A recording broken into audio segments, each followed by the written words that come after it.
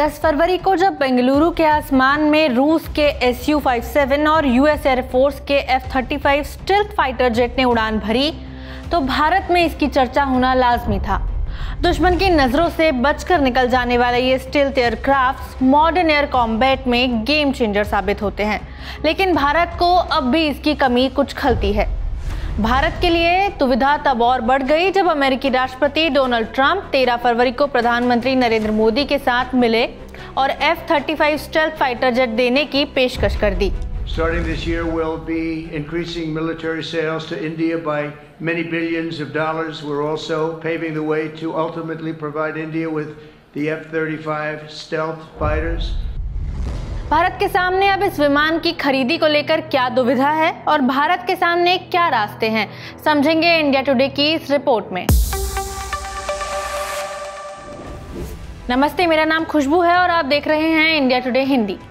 F-35 ये fighter jet अब तक नाटो के सहयोगी देश इजराइल और जापान तक सीमित थे।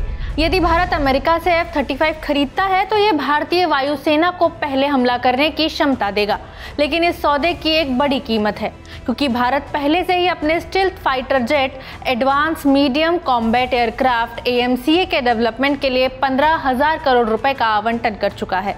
अमेरिका से F-35 खरीदने के फैसले से भारत के स्वदेशी प्रयास ठप पड़ सकते हैं और अमेरिकी मिलिट्री टेक्नोलॉजी पर भारत की निर्भरता बढ़ सकती है।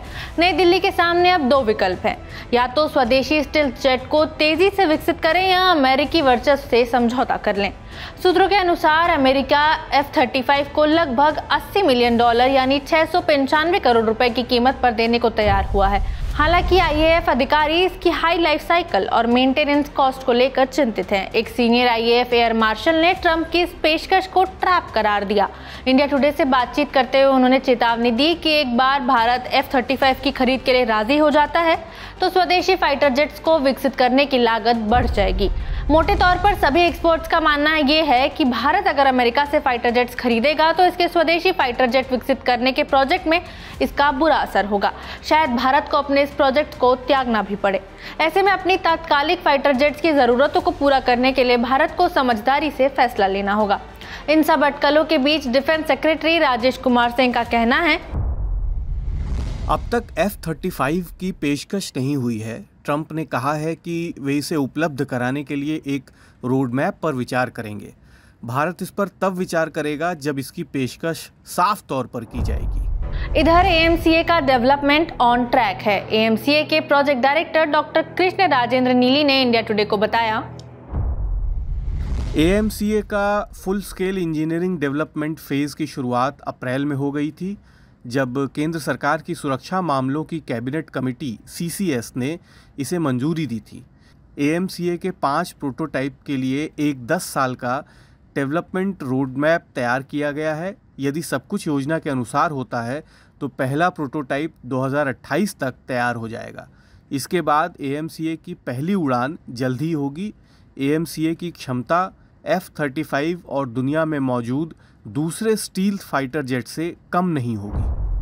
एक अहम बात यह भी है कि अमेरिका ने अपनी थल सेना के फाइटिंग व्हीकल स्ट्राइकर और anti tank guided missile javelin जैसे सिस्टम्स के को प्रोडक्शन की भी पेशकश की है। अमेरिकी सरकार ने 10 जनवरी को भारत में स्ट्राइकर के निर्माण की सुविधाएं स्थापित करने के प्रस्ताव को मंजूरी दे दी। भारत LAC पर तैनात करने के लिए 530 स्ट्राइकर हासिल करने का मंसूबा बना रहा है। कुछ यूनिट अमेरिका से सीधे तैयार होकर आएंगी तो बाकी अमेरिकी फर्म जनरल डायनामिक्स और भारतीय फर्म के हाथों मिलजुल कर बनाए जाने की उम्मीद है। Anti tank guided missile javelin का उत्पादन भी इसी तरह इसकी निर्माता कंपनियां लॉकहीड मार्टिन और रेथियन भारतीय फर्म के साथ मिलकर भारत में करेंगी। भारत की तरफ से 6 बोइंग P-8I समुद्री गश्ती वाहनों का ऑर्डर देने की भी उम्मीद है जो उसके 12 के बेड़े में शामिल होंगे। भारत ने 2008 से $20 अरब यानी करीब 1.73 लाख करोड़ रुपए से भी ज्यादा का अमेरिकी रक्षा साजो सामान खरीदा है, जिससे अमेरिका उसका तीसरा सबसे बड़ा हथियार आपूर्तिकर्ता बन गया। भारत अमेरिका संयुक्त बयान में और भी ज्यादा हवाई रक्षा मिसाइलें, समुद्री टेक्नोलॉजी और समुद्रगत क्षमताओं की तरफ इशारा किया गया। हालांकि A-35 खरीदने की तत्काल कोई योजना नहीं है। सूत्र इशारा करते हैं कि नई दिल्ली अस्थायी उपाय के तौर पर F-35 फाइटर जेट की 2 स्क्वाड्रन खरीदने पर विचार कर सकती है, मगर F-35 न केवल बहुत महंगा है बल्कि उसके रखरखाव का खर्च भी बहुत ज़्यादा है और परिचालन से जुड़ी मुश्किलें भी सामने हैं। इधर AMCA के डेवलपर्स का दावा है कि AMCA विदेशों से उपलब्ध समान विमानों की तुलना में कम लागत वाला है। रक्षा वैज्ञानिकों का कहना है कि बुनियादी विमान की लागत 60% कम हो सकती है। एक रक्षा वैज्ञानिक ने समझाया कि लाइफ साइकिल लागत की बात करें तो AMCA विदेशी विकल्पों की तुलना में लगभग 70% सस्ता साबित होगा, क्योंकि इसके सभी सेंसर, एवियोनिक्स और फ्लाइट कंट्रोल स्वदेशी हैं और केवल इंजन और इजेक्शन सीट इंपोर्ट की जाती है।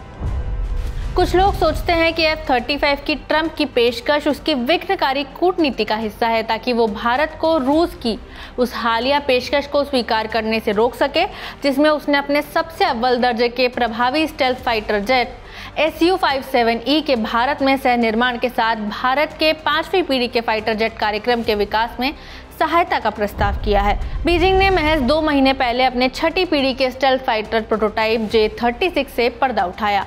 उधर पाकिस्तान चीन से 40 J-35 स्टेल्थ फाइटर जेट लेने की तैयारी में है। इसके बाद ये राय भी बनती नजर आती है कि अमेरिका की पेशकश चीन के तेजी से बढ़ते स्टेल्थ फाइटर जेट बल का रणनीतिक जवाब है और इसलिए भारत के लिए ये फायदेमंद हो सकती है।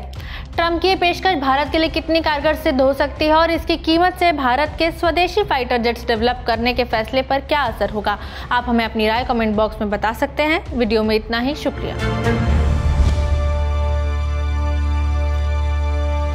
इसी तरह की तसल्ली से भरी हुई एक्सक्लूसिव रिपोर्ट्स देखने के लिए सब्सक्राइब करें इंडिया टुडे हिंदी का YouTube चैनल और बेल आइकन जरूर प्रेस करें ताकि वीडियो अपलोड होते ही आपको खबर हो जाए।